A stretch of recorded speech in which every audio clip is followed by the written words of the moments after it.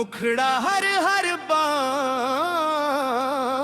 बोल, चल से देवघर हो, गंगा जल लेके भर अचरा हो।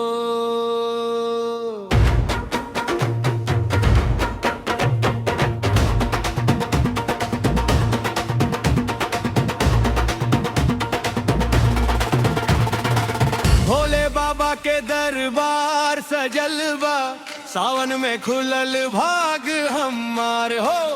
और भइल कांवड़ उठवनी, मन में बसले भोलेनाथ हो। बोल बम के गूंजे नारा, साथ चले लाखों के साथ, डमरू बाजे घंटी बाजे हर ओर शिव के जयकार। बाबा नगरी बुलावत बाड़ी, पूरा होई हर अरमान। कांवड़ उठा के चलना साथी, भोले के दर पे आसान। बोल बम हर हर महादेव, देवघर चल से हो कांवड़िया, भोले बाबा के से। बोल बम हर हर महादेव, दुखिया मन के खोल से, भोले बाबा के से।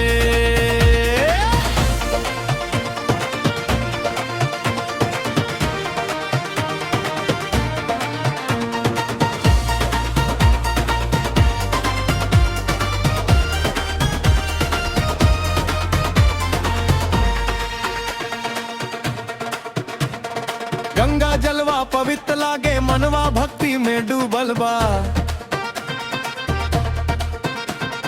शिव शंभू के नाम जपित जपित, हर दुख दर्द अब दूर भइल बा।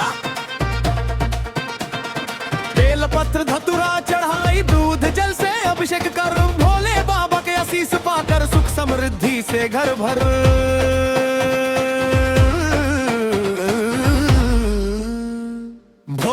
संझा तक नाम जपी, मन में रहे उजियार। सावन के ही पावन रसता, दे दे सबके आधार। हर हर शंभू बम बम भोले, सावन के पावन बहार, भोलेनाथ के चरण में सदा रहे हमार प्यार।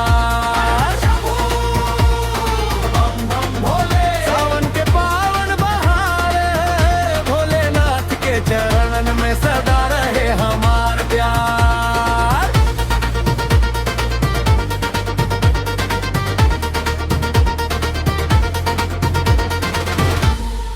सिया म्यूजिक के ही प्रस्तुति, भक्ति के संदेश सुनावेला। भोले बाबा के नाम जपस, जीवन खुशियों से भर जाला। चल से मिल के दीप जलाइब, भक्ति के रंग सजाइब, महादेव के कृपा से हर सपना।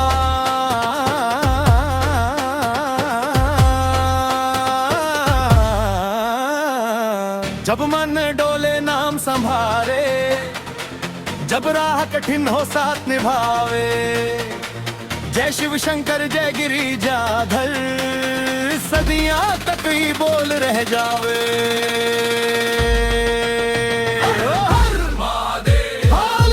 बोल बम